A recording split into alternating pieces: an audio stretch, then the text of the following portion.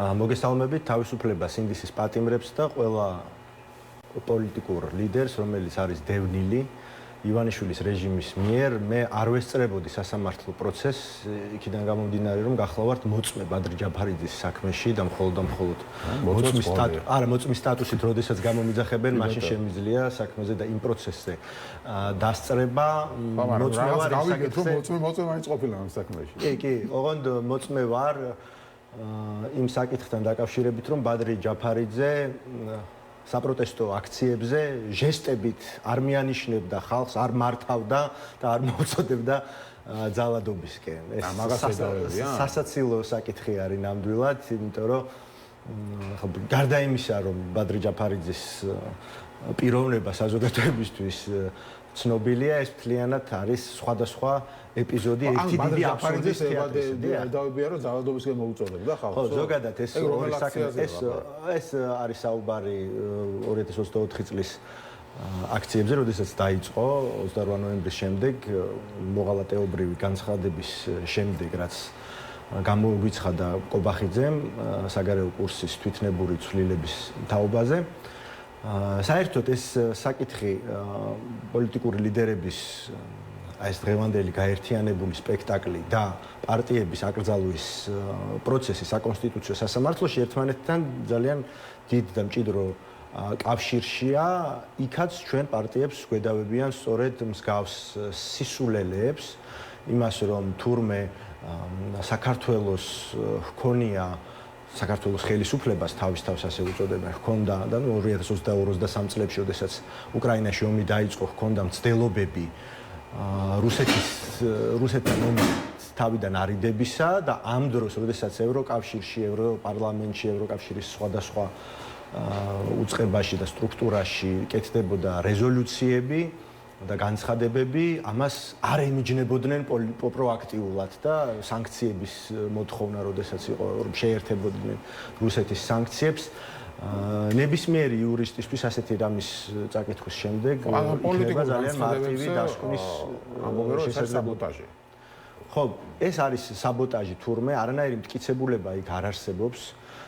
ის რაც არის პოლიტიკური საქმიანობის ცნების შემადგენელი ნაწილი, დემოკრატიული სამყაროს და დემოკრატიული სისტემის მახასიათებელი და კონსტიტუციური უფლება ნებისმიერი პოლიტიკოსის, პოლიტიკური პარტიის და ადამიანის, რაც ჯდება აზრის გამოხატვის თავისუფლებაში, მათ შორის და მეტიც ეს პასუხისმგებლობა არის, ხო, პოლიტიკოსის, ოპოზიციონერი პოლიტიკოსის განსაკუთრებით, რომ ისაუბროს იმაზე, თუ რას არ აკეთებს მმართველი ძალა სწორად და მით უმეტეს, როდესაც საუბარი გვაქვს იმაზე, რომ ადამიანის უფლებები არის ფეხქვეშ გათელილი, რომ საქართველოს მიდის არასწორი საგარეო პოლიტიკური კურსით და შემდეგ როგორც მოხდა ეს განვითარება და რა მასშტაბებით შეიძინა რეჟიმის ქმედებებმა, რომ არავინ პასუხისგებაში არ მისცეს, რომ ქვეყანა მოაქციეს იზოლაციაში, დატოვეს რუსეთის პირისპირ, რომ გვიქცევდნენ ტიტუშკებს, აქციებს არბევდნენ, ამ რეპრესიულ კანონმდებლობას რო იღებენ, თურმე ამაზე უნდა გავჩუმდეთ, იმიტომ რომ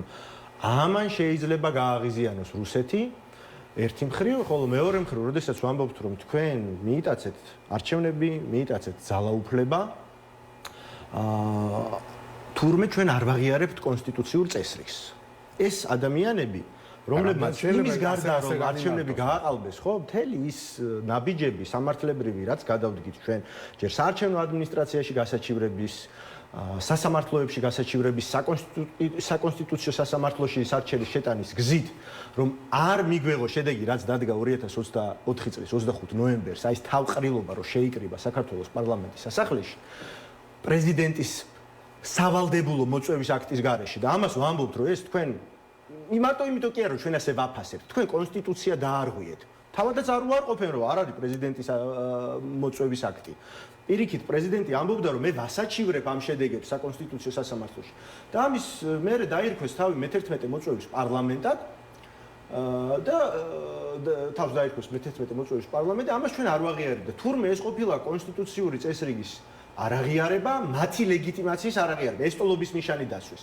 როდესაც ეუთოუდირი ამბობდა, რომ წაშლილია ზღვარი მართლ პარტიასა და სახელმწიფოს შორის ისინი ამას უარყოფდნენ. ეს არადემოკრატიულია, არაკონსტიტუციური, არ შეიძლება. ასეთი რაღაც ეწერა მხოლოდ საბჭოთა კონსტიტუციაში და სხვა სოციალისტურ კონსტიტუციებში, რომ კომუნისტური პარტია არის ერთადერთი ლეგალური პარტია, ის სარგებლობს განსაკუთრებული სტატუსით, ის არსებობს მხოლოდ ხალხისათვის.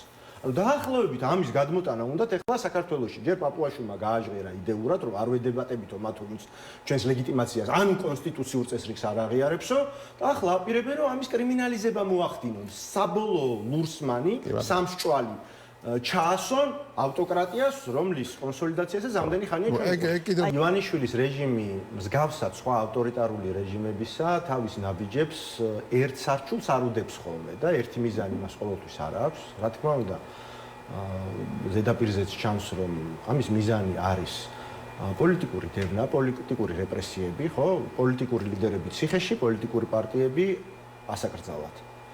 ამავდროულად მათ სურთ რომ შიში დანერგონ ქვეყანაში, სამომ პრევენცია გააკეთონ იმისა, რომ მათ ძალაუფლებას საფრთხე აღარ დაემუქროს, დაასუსტონ წინააღმდეგობის მოძრაობა, რომლის წიაღშიც ჩვენ პოლიტიკური პარტიები, რა თქმა უნდა, ვართ ორგანულად, ხო?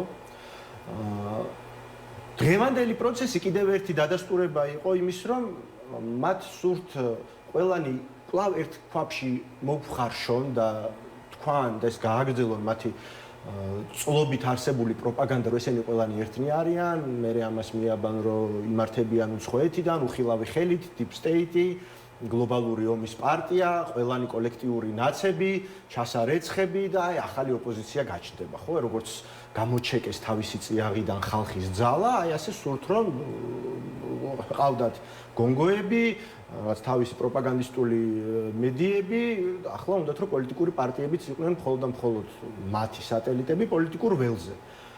და თან ამის დემონსტრირება ესე მარტივი ამბავი არ არის ხა პოლიტიკურ ლიდერებს ჩასვათ 15 მარტივი ამბავი ნამდვილად არ არის. სხვადასხვა ბრალი აქვს ახლა უნდა აღინიშნოს სხვადასხვა პოლიტიკურ ლიდერს, ვინც დღეს იყო განსაჯდომი. ეს ცალკე აბსურდია, ხო? რა შუაში არის მიხეილ სააკაშვილს რაც აქვს პირობითად ბრალად წარდგენილი, იმასთან რაც აქვს პირობითად ასევე ელენე ხოშტარიას და რაც აქვს ბადრი ჯაფარიძეს, მამუკა ხაზარაძეს, გვარამიამელიას, ხო, მსგავსი მუხლები აქვს გვარამიამელიას და ხაზარაძე ჯაფარიძეს და თან ყველანი ერთად. ანუ რას ნიშნავს ეს ხო, ანუ სააკაშვილს სულიერ სხვა რამეს ედავებია. ყველა სხვადასხვა რამეს ედავებიან.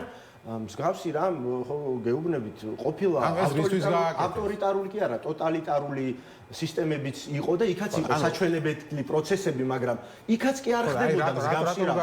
სწორედ ამიტომ რომ დაანახონ ალბათ ჩვენი ქვეყნის გარეთაც, არა ერთი მხრივ რომ ეს დაანახონ საზოგადოებას, მათსავე ამომრჩეველს, რომელიც არის აი ამ ბანგში პროპაგანდის დაბრმავებული ბოლომდე, მაგრამ რა ვიცი, ახლა ბადრი ჯაფარიძე რო ვიღაცას ესე ჟესტებით ეუბნება, ეს ცემეთო და იმას თავი წააწყვიტეთო, ალბათ ყველაზე დაბნელებული და დახშული საინფორმაციო ველის მქონე კოციც არ დაიჯერებს ამას. მაგრამ შიშის სინდრომის დანერგვა და საგარეო პარტნიორებისთვის ჩვენება. ხო, აი მე აი ესეთი დიქტატორი ვარ, ყველანი მყავს ერთად და ყველას ვასამართლებ ერთად. ეს არის პოლიტიკური მართლმსაჯულება, რაც აზიანებს არა მხოლოდ შიდა პროცესებს, ჩვენი ქვეყნის ინტერესებს.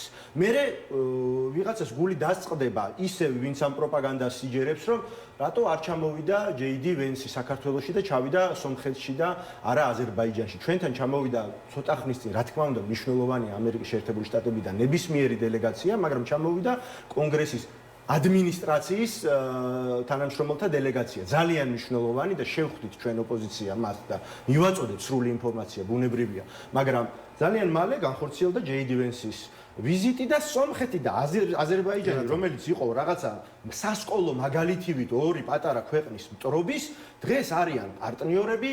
ალიევმა დაოსის ფორუმზე განაცხადა, რომ ის ტვირთები, სატრანზიტო ტვირთები, რომელიც საქართველოს ტერიტორიაზე გადიოდა, გაივლის ახლა სომხეთის ტერიტორიაზე, დერეფანი, ნახიჩევანის ავტონომიასა და აზერბაიჯანის ძირითად დარჩენილ ტერიტორიას შორის, ხო, რომელიც გადის სომხეთის ტერიტორიაზე, მისი უსაფრთხოების მათ შორის გარანტორი ხდება ამერიკის შეერთებული შტატები დონალდ ტრამპის ინიციატივით, სხვათა შორის იმ დონალდ ტრამპის გასული წლის იანვარში, აი 20 იანვარს რო ელოდებოდნენ, ხო, ინაუგურაციას გადატვირთვისთვის.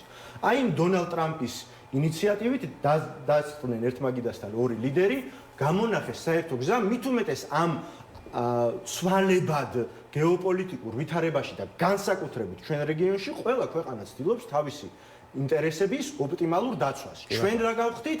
ჩვენ გავხდით ყველაზე კარგი სამიზნე რუსეთისთვის, რომ გავხდეთ ბუფერული ზონა ნატოს და აგრესორ რუსეთს შორის. აი ეს არის რეალობა.